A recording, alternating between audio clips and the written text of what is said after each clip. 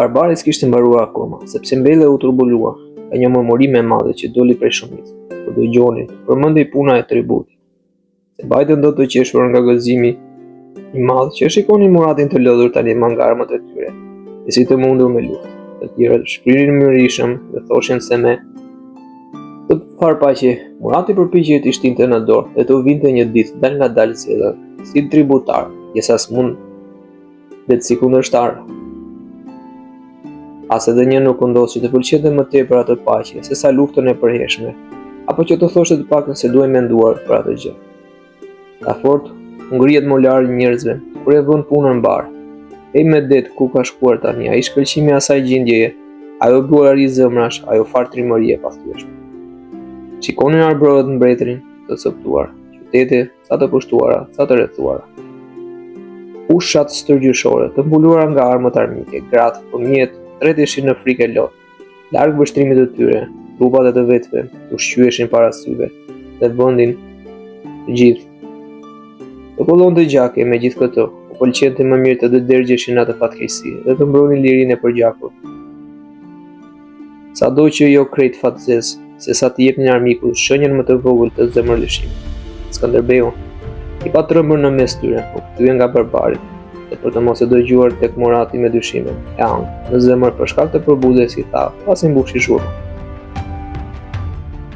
Kjo dërgate jotja nuk është shumë e ndryshme nga ajo që solli dikur, në rast se mbaj mend edhe Ajredini, i cili që në fillim pothuaj të mbretërimit tonë, poi në emër të Otomanit me letra të sjella. Nergut, për këtë punë, disa qytete të Epirit dhe një pjesë të Maqedonisë.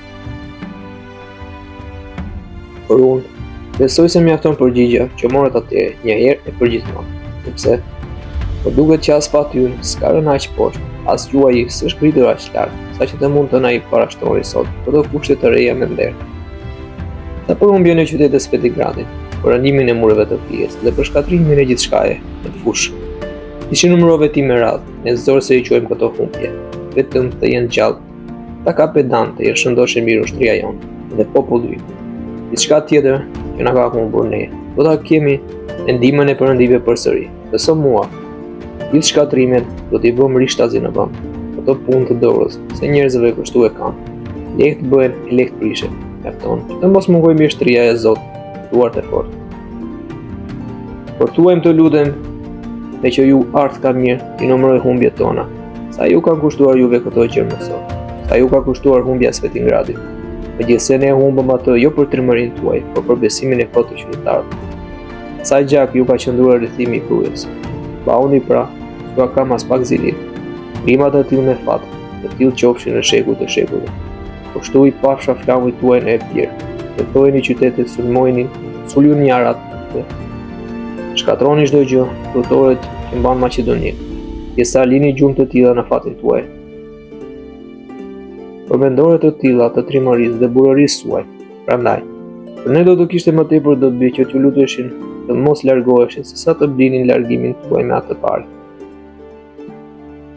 Mos ndodh sa të jetë gjallë Skënderbeu, që ta shoh apo ta dëgjoj kusht tributar tuaj këtë krahin, jo nuk do ta lejoja, edhe sikur të na ktheni gjithë Maqedoninë dhe gjithë se ditë etërve tanë, edhe sikur Otomani ta ndante me mua mbretërinë e tij.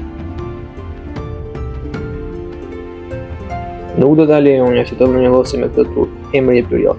Pastaj, në kot po i mkumbullove këto gjëra, ato shëmbëlla të huash, më kot na përshkrove fatin e zi të Peloponezit dhe skllëvërinë e Azisë dhe të tjerëve, dhe s'ka asnjë shembull aq të fuqishëm, sa që të mund ta tërheqë shpirtin e lirë në një trup të tillë.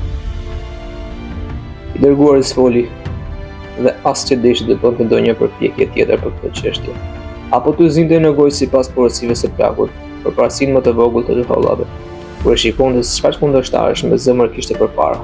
Kështu, Lede u shpondra dhe ai bashkë me shokun shpun tek Skënderbeu për të ngrënë pushuar.